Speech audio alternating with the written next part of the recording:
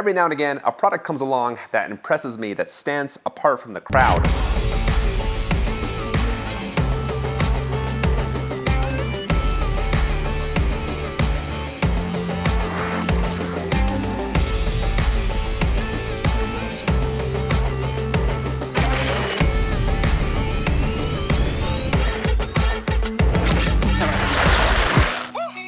The Makuta 10 Plus not only looks cool, but it has got one of the smoothest rides for a scooter in this price range. Well, first off, you got two 1400 brushless motors that they say can produce a top speed of up to 46 miles per hour. Now you can switch off one of those motors with this backlit DDM button, which I think just looks pretty cool. Never seen something like that before. To get started, let me show you how fast it can go with just one motor. 19 on speed mode 1, 25 for 2, and 26 on 3. Here's another look at all three speed modes, with the top mode hitting 26 miles per hour, which is a good speed for only one motor. Now I'll kick on the other motor and run that test again. 1 is 21, 2 is 34, 3 is 43, and that is nice and smooth. Oh yeah, woo! Sorry for the over giddiness of going 43 miles per hour. I guess it's been a while since I've gone that fast before, so I apologize for that. But anyways, 43 miles per hour is what you can expect if you're around my weight of 185 pounds. Now in the settings, you can limit the top speed from 0 to 100. Here's the top speed when it's set to 50%. The top speed now is 26 miles per hour on speed mode 3. I like having this option to limit the power because a lot of paved trails have a speed limit of anywhere from 15 to 20 miles per hour. So instead of trying to hold the throttle there to match the speed, you can just set the power output to match that speed limit. The other option you have with this is it does have a cruise control, which engages pretty quick. You only have to hold the throttle down for about 3 seconds before it kicks on.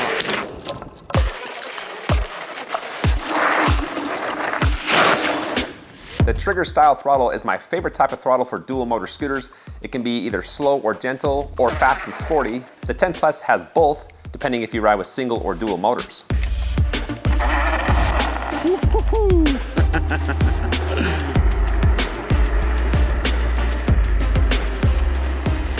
This has one of the fastest accelerations in class. It hit 20 miles per hour in just a few seconds. Now what's interesting is the power doesn't change with the level on a single motor. It's the same takeoff power for the first 30 feet. This is the same case with dual motors.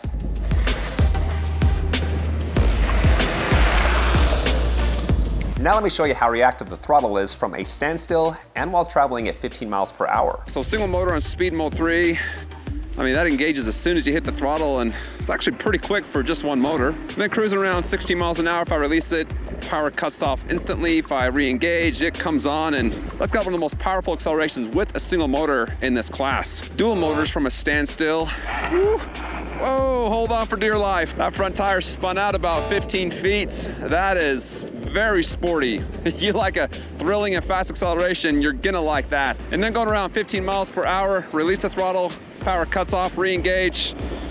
Wow, that front wheel spun even at 15 miles an hour. That has just got a tremendous acceleration. The motor sensitivity is just what I like. There's zero delay when you let go. There's zero delay when you engage. Well, for fun, I wanted to see if there's a difference in takeoff power when you limit the speed down to 50%. So here is 50% power versus 100% power. And the answer to that is no, it is the exact same. All that does will affect the top speed. It doesn't affect the acceleration. In the settings, you do have the option to change from a soft to a hard start. Here's the difference between the two. Or should I say lack of difference, they are pretty much the same.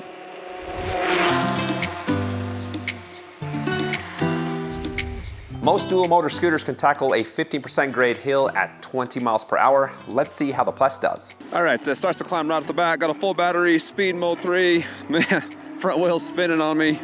And full power here, 20, still gaining in speed, 22. Holy crap, the toughest part down to 21. Coming up over the top. 22, there we go. At 21 miles per hour was the slowest the scooter dipped down to, so if you live in hilly terrain, this might be the scooter for you. It's got plenty of power.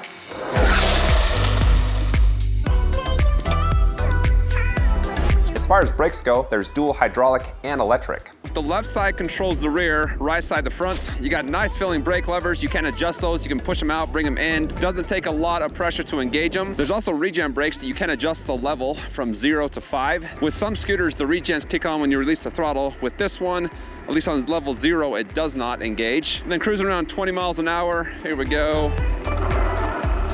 With the regen set on the lowest level, I stopped in 15 feet from going 20 miles per hour. Now I'll set them to the highest level and run that test again. If I release the throttle, they don't come on. And then going around 20 miles per hour, here we go. Woo. There's really no difference between the two levels. I stopped in the same amount of time, but it is smooth and controlled. I do like the electric brakes. Now that being said, when you do go at faster speeds above 25 miles per hour, when you hit those regens, it tends to be a little bit jerky at that point. Now when you got it set to level 5, if you're going a little bit faster, as soon as you hit the brakes, it is a little jarring, but you gotta go with speeds around 25 to 30 miles an hour.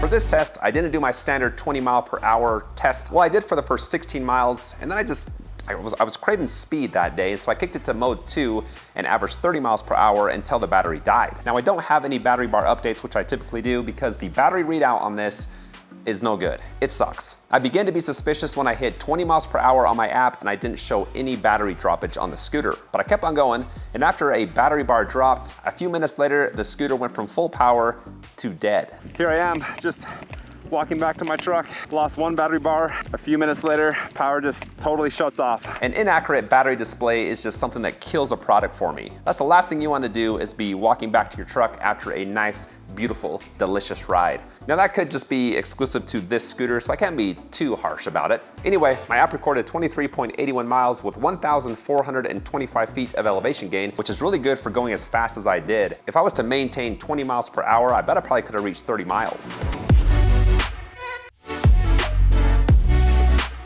Now it's time to run you through all the spec stats, things like that, starting off with the look and design. And to me, this looks like an industrial scooter. It's one solid piece of aluminum alloy. Fin on this thing is just hardy. You also have 2 fenders. They actually give you spare fenders, so you have 4 fenders that come with this. They also give you 2 inner tubes, an extra tire, and a very nice tool kit with a case. You actually have 2 different battery options. This one is a 60 volt 20 amp hour battery. If you want the 25.6 amp hour, that is $400 more. So you have the option if you do want to extend your range. It is foldable, just a single piece up front.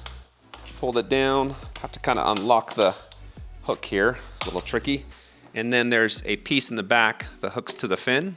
A little bit heavy at 80 pounds, you know, so it's a beefy scooter, but can carry a rider up to 330 pounds. I like that locking mechanism, haven't had any stem wobble. All right, as far as geometry, I'm 5'11", give you an idea of what it looks for my size. The stem height is a little bit low actually, still fits my frame.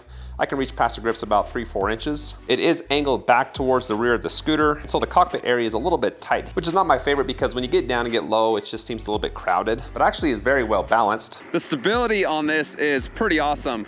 I mean, top of the scooter out, there was no stem wobble, and this is actually a pretty bumpy and rough road. And as you can see now, going about 50 miles an hour with one hand, there's no stem wobble. I feel very much in control. Handlebars are huge. That's gotta be like mountain bike style size, 28 to 29 inches. So you have nice handling and control. I think they designed this more for just straight, fast driving. It seems to lock in when you're going in a straight line, and then if you try to turn at all, it's a little sticky. So it takes a little bit of getting used to if you wanna rally this around. At first, I didn't like it. I do now. It just takes more effort to turn than I'm used to for these types of scooters. But if you're one of those types that just likes to go in a straight line super fast, again, that just locks into center. That wheel locks into center and is very stable at fast speeds. Now these handlebars have a unique design. You can untwist, and once you do, pull them out and they fold down. And the nice thing about these is that once they're tightened, they don't come loose. There's wingtip grips, very fat wing on the end. They feel nice, they're stationary. I like the grips. One of the things I don't like about the scooter is the size of the deck. It's plenty wide, but it's not long enough. The size of the deck has to match the power of the scooter. I mean, so you can kind of see here, if I just got my feet at a 45-degree angle, that does fit. So for like casual riding, that's okay, just cruising around 20 miles an hour. But if I go faster, I tend to spread my legs out a little bit more. And I don't like to use that fin unless I really have to. I like to see about 3 or 4 more inches to match the power of the scooter. But there's a nice transition from the deck to the fin, and it's not very steep angle, so when I do put my foot up there, it's not, my ankle's not jacked. Moving down, you got 10 by 3-inch air-filled tires, so they're very wide. That adds to the stability. It is a very knobby and beefy tire, so you should be okay for off-road riding. This is a rough chip seal road. It's got cracks, lines, bumps, things like that. I've got 0 vibration in the eyes. And then you got dual spring suspension. Most of these scooters only have a single suspension right in the middle for both the front and the back. This one has dual spring, and as I mentioned before, it is a very nice suspension. It feels like air suspension. It doesn't take a lot to engage, and you just have a ton of travel. And now, as far as the shocks, that's what has really sold me on this scooter. I actually purposely go over potholes and bumps just to test them out, and when I have, it performs very well. You will not be disappointed with the shocks. Diving into the cockpits, on the right side there's a power button. Hold it down for a couple seconds. Screen turns on briefly for a second, so you have to use the card. And there you go. There's a 4.5-inch LCD color display, which I really like that display. That just looks very cool. Up and down arrows to change the speed mode, 1, 2, and 3. Hit the power button to view different readouts in the top middle. On the left side is that DDM switch for the motors. Next to it is the horn, which is insanely loud. If you hold down the top arrow, that turns on the lights. And that is a very bright headlight. You have LEDs along the side, the full length of each side, so it illuminates it nice and bright at night. With the lights on, if you hit the brake lever, it cuts the white out and just leaves the red on each side. If you hold down both the top and the bottom arrow for a couple seconds, that takes you to the advanced settings. And then on 1 is the screen brightness. There's 3 levels, 1, 2, and 3. It's not the brightest screen. It's easy to see in this lighting, but out riding in the sun, even on the highest brightness level, the screen is a little bit tricky to see. P2 is the units. P4 is the sleep. P6 is the wheel diameter. 16 is the odometer reset. And 18, you can unbind the NFC card if you don't want to use it. The 10 Plus is water resistant, has a 2-year warranty, and free shipping in the lower 48. Overall, guys, my favorite feature with the Mukuta 10 Plus has got to be the cockpit area. I love the backlit horn and motor switch. I just think that looks cool. I also like how smooth of a ride it is. Small bumps, big bumps, it takes care of them all. And the hill climbing ability, 21 miles per hour up a 50% grade. If you're looking for a powerful and comfortable scooter, I'd definitely check this out. Now, if you want to check out other scooters in this price range, I think my website may help you out. I reviewed a bunch of other brands that you can compare the 10 Plus to see how it holds up to the competition. As always, I appreciate you guys taking the time to check out my content. You guys are awesome. Thanks for watching and have a good day.